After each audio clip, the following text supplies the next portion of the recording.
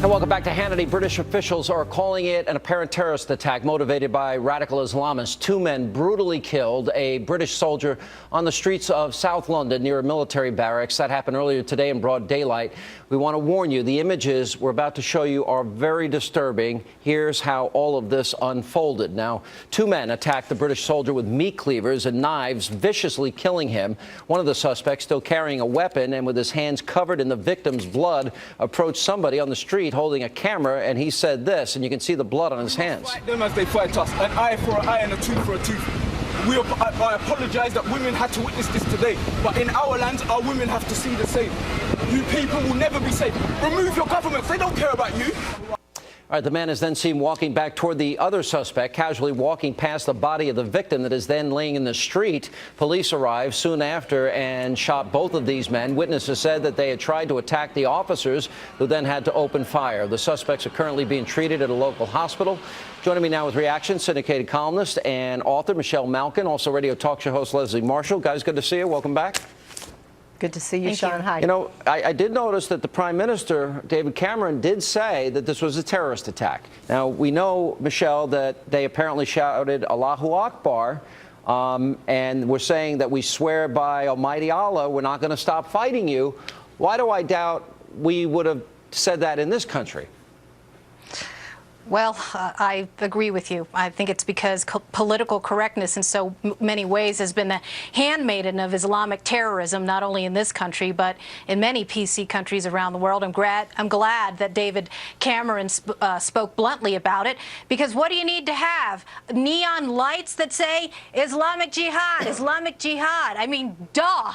They were screaming at the top of their lungs, Allahu Akbar, and repeatedly swore in the name of Allah that they would continue to fight against us. And they talked repeatedly in the video later in the clip about how this is what God would have wanted as they traipsed around the body of this innocent British soldier. It's barbaric, it's evil, we need to call it what it is. And in large part, unfortunately, in British culture, among the progressives there, they've brought it on themselves in some ways because of lax deportation policies and an unwillingness to screen out and profile Islamic militants who are now doing this in a homegrown manner on British soil. It's tragic. And also, it does bring into question gun laws if the soldier had been able to protect himself and defend himself, which the people all over the media in this country bragging about the fact, well, people don't have guns in England. Yeah, well, you know who did have a gun? One of the assailants had a pistol. Yeah, he did. And everyone else around them was unarmed completely. Mm-hmm. Leslie, the official position right now of the United States of America to this day is that when we had, 13 people killed, 32 people injured at Fort Hood, the official position of this administration, when Major Hassan was screaming Allahu Akbar before he went on the shooting rampage, that this was workplace violence. Is it wrong in this country that we don't recognize and call things what they are? I don't think it's, quite frankly, I didn't agree with that. I did feel that that was a terrorist attack, and I felt it was obvious. And what bothers me is that we really get into semantics. What happened in Fort Hood? Lives were lost. What happened today? That's somebody's son. That's somebody's brother, grandson, a friend. And Michelle, I really think that it's terrible for anybody to say that any political group in Great Britain or here brought murder upon ourselves. Murderers are murderers. These people are murderers. When he's talking there, Sean, what is so chilling is it looks like he's wearing red gloves, and that's a young man's blood who died on the street in broad daylight at the hands of these murderers. Are they terrorists? Does it matter that they're terrorists? What's the difference between a mass murderer and a terrorist? Yes, what's the difference? What's the difference in Osama bin Laden? What's the difference in an Adolf Hitler? These are butchers. These are mass murderers, and they need to be punished accordingly. You sound like Hillary Clinton. What difference does it make? You sound like Hillary Clinton. It is not word games to call things what they are. The only people who play word games when it comes to identifying Islamic militant terrorism are you and your ilk. People in the Obama administration who who still refuse to call Fort Hood Islamic violence, even Did I though just say, Michelle, that I thought Fort Hood was a terrorist attack? So do not put words in my mouth. But do not put words in my mouth. Nidal has I said it was a terrorist attack, and I did not agree with that. Officials. Good. Well, I'm glad. Better late than never.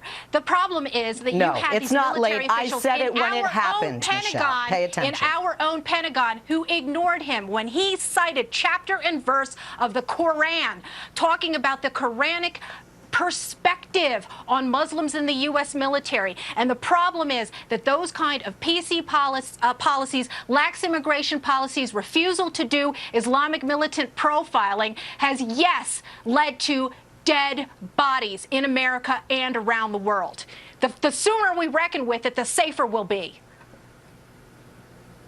Leslie? Can I respond to that? Thank you, Sean. First of all, Michelle, I think it's very interesting that you propose to run the entire United Kingdom and the British government, which David Cameron really is in charge of doing right now. Secondly, David Cameron didn't say this was a terrorist attack. His exact words were, we believe it to be a terrorist attack. We have to, of course, have an investigation, and all the facts have to come in. And that has to be, in my opinion, in any government. I don't live in the UK. I live in the United States. But unlike you just did with me and liberals, I will never take a paintbrush and make a broad sweeping generalization of a religion, a broad sweeping generalization of a political group or parties or entities or leaders or countries. They were quoted as saying, we swear by Almighty Allah that we'll never stop fighting you, and apparently shouting Allahu Akbar the whole time. Isn't that a pretty good indication?